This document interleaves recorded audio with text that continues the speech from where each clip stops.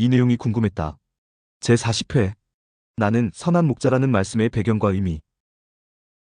예수님은 유대인들을 향해 양보다 못한 존재라고 말씀하셨습니다. 양들은 주인의 모습을 볼 수 있고 주인의 음성을 들을 수 있어 주인의 보호 아래 생명을 유지하며 살아갈 수 있는데, 유대교의 원리에 빠져 살아가는 유대인들은 주인 되시는 하나님을 보지도 못하는 맹인이며 주인 되시는 하나님의 음성을 듣지도 못하는 귀머거리라고 말씀하셨습니다. 즉 유대인들은 하나님을 보지도 못하고 하나님을 듣지도 못하는 존재, 즉 하나님에 대해 죽어있는 존재라고 말씀하셨습니다. 그래서 자기가 양의 문으로 왔노라고 말씀하셨습니다. 양들이 오직 양의 문을 통하여 드나들며 꼴을 얻을 수 있듯이 하나님을 볼 수 있고 하나님의 음성을 들을 수 있는 유일한 길은 오직 예수님 자신을 통해서만 가능하다고 말씀하셨습니다. 오직 예수님으로서만 말미암아 죄에서 자유로워지는 구원을 얻을 수 있다고 말씀하셨습니다. 유대교는 사람들을 착취하고 사람들을 죽음으로 내몰고 사람들의 삶을 황폐하게 만들지만, 예수님은 사람들에게 생명을 줄 뿐만 아니라 사람들의 삶을 더욱더 풍성하게 해주신다고 말씀하셨습니다. 그러나 유대인들은 예수님의 이 말씀을 온전히 이해하지 못합니다. 그래서 예수님은 다른 표현으로 자신의 정체성에 관해 설명하십니다. 그 표현이 바로 선한 목자라는 표현입니다. 아마 여러분들도 양의 문이라는 비유보다 선한 목자라는 비유가 훨씬 더 이해하기가 쉬우실 것입니다. 그렇습니다. 예수님은 양의 문이라는 설명을 유대인들이 알아듣지 못함을 아시고 선한 목자라는 비유를 통해 자신의 정체성을 가르쳐 주십니다. 그 말씀이 요한복음 10장 11절 나는 선한 목자라 선한 목자는 양들을 위하여 목숨을 버리거니와라는 말씀입니다. 목자는 어떤 존재입니까? 목자는 양이 편하게 살아갈 수 있도록 일하는 존재입니다. 목자는 양을 일이나 늑대로부터 보호하는 존재입니다. 목자는 양을 물 있는 곳과 꼴 있는 곳으로 안내하는 존재입니다. 즉 목자가 없으면 양은 온전히 살아갈 수가 없는 것입니다. 목자가 없으면 양은 목말라 죽든 굶어 죽든 아니면 일이나 늑대에게 물려 죽든 단 하루도 온전히 버틸 수가 없는 것입니다. 목자가 양에게 이렇게 하는 이유가 무엇입니까? 그 이유는 아주 간단합니다. 목자는 양의 주인이기 때문입니다. 목자는 양의 주인이기 때문에 양 위에 군림하는 것이 아니라 양을 위해 일하는 것입니다. 목자는 양의 주인이기 때문에 양을 수단과 방법으로 이용하는 것이 아니라 양을 보호하고 안내하는 것입니다. 목자는 양의 주인이기 때문에 양을 위해서 자신의 목숨을 버릴 수도 있는 것입니다.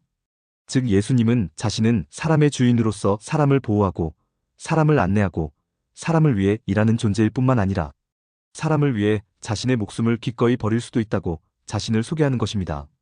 예수님은 자신을 선한 목자라고 소개했습니다. 그런데 예수님이 선한 목자라면 그 반대편에는 무엇이 있어야 하겠습니까? 당연히 악한 목자가 있어야 합니다. 하지만 예수님은 악한 목자는 없다고 말씀하십니다.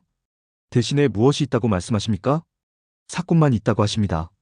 그 내용이 요한복음 10장 12절 사꾼은 목자가 아니요 양도 제 양이 아니라 이리가 오는 것을 보면 양을 버리고 달아나나니 이리가 양을 물어가고 또 해치느니라라는 내용입니다.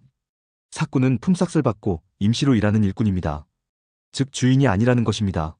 주인이 아니기에 사꾼은 양에 대해서 책임감을 가지지 않습니다. 사꾼에게 양의 존재는 단지 그들이 먹고 살아갈 수 있는 토대를 마련해주는 것뿐입니다. 즉 사꾼에게 양은 목적이 아니라 그들의 생존을 위한 수단과 방법일 뿐입니다. 그들의 생존을 위한 도구일 뿐입니다. 따라서 자신들의 생존이 우선이기에 양에게 위기가 닥쳐도 외면을 해버립니다. 여쭈어 보겠습니다. 예수님은 이 사꾼이 누구라고 말씀하시는 것입니까? 바로 유대교라고 말씀하시는 것입니다. 바로 유대교 지도자라고 말씀하시는 것입니다. 백성들 위에 군림하면서 백성들의 피와 살을 쪽쪽 빨아먹는 유대교와 유대교 지도자들이 바로 이 사꾼이라고 말씀하시는 것입니다.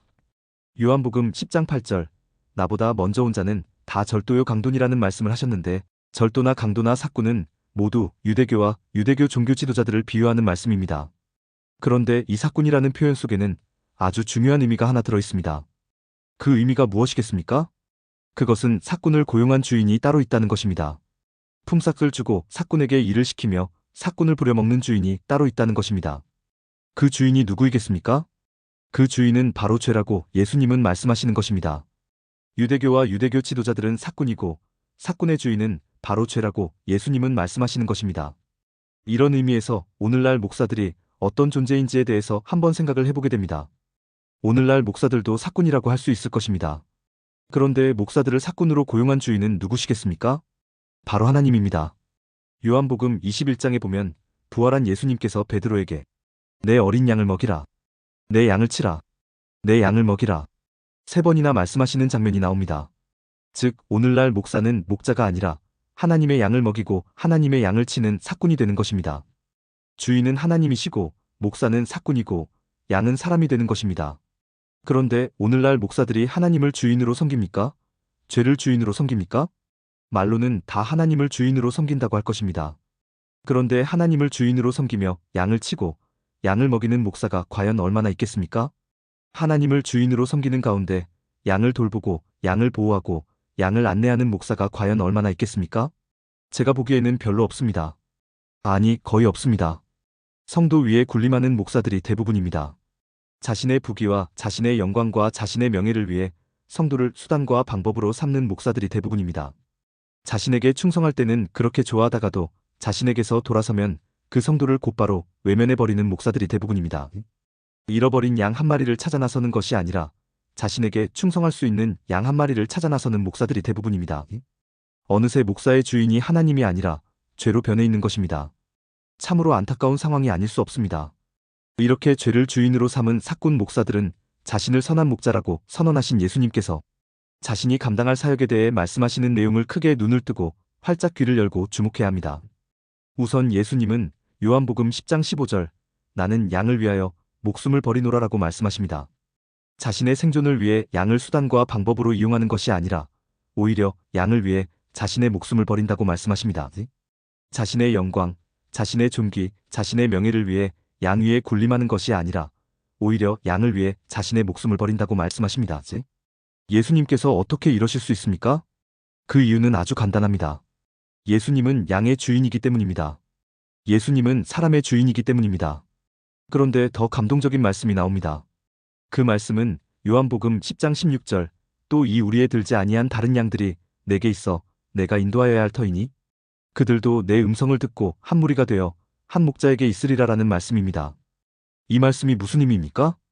양을 위해 목숨을 버리는 일이 우리 안에 있는 자기의 양만을 위한 것이 아니라는 말씀입니다. 즉 예수님은 자기 울타리 안에 있는 양들은 물론 울타리 밖에 있는 모든 양을 위하여 자신의 목숨을 버리는 것입니다. 예수님께서 어떻게 이러실 수 있습니까? 그 이유는 아주 간단합니다. 예수님은 모든 양의 주인이기 때문입니다. 예수님은 모든 사람의 주인이기 때문입니다. 그런데 이것보다 더 감동적인 말씀이 나옵니다. 양을 위해 목숨을 버린다는 선언보다 내 울타리 안에 있는 양들뿐만 아니라 다른 모든 양을 위해 목숨을 버린다는 선언보다 더 감동적인 말씀이 나옵니다. 그 말씀은 요한복음 10장 17절 내가 내 목숨을 버리는 것은 그것을 내가 다시 얻기 위함이니라는 내용입니다. 양을 위해 목숨을 버리는 것으로 끝나면 되지 않습니다. 내 울타리 안의 양들뿐만 아니라 모든 양을 위해 목숨을 버리는 것으로 끝나면 되지 않습니다. 그것이 아무리 선한 죽음, 그것이 아무리 의로운 죽음, 그것이 아무리 숭고한 죽음이라 하더라도 결국 목자 잃은 양은 주인 잃은 양은 온전히 살아갈 수 없기 때문입니다. 결국은 목말라 죽든 굶어 죽든 일이나 늑대에게 물려 죽든 죽을 수밖에 없기 때문입니다. 그래서 예수님은 양을 위해 다시 살아나시겠다고 말씀하시는 것입니다. 이것이 정말로 멋진 일이 아닐 수 없는 것입니다. 다시 살아나신 것, 이것이 정말로 멋진 일이 아닐 수 없는 것입니다.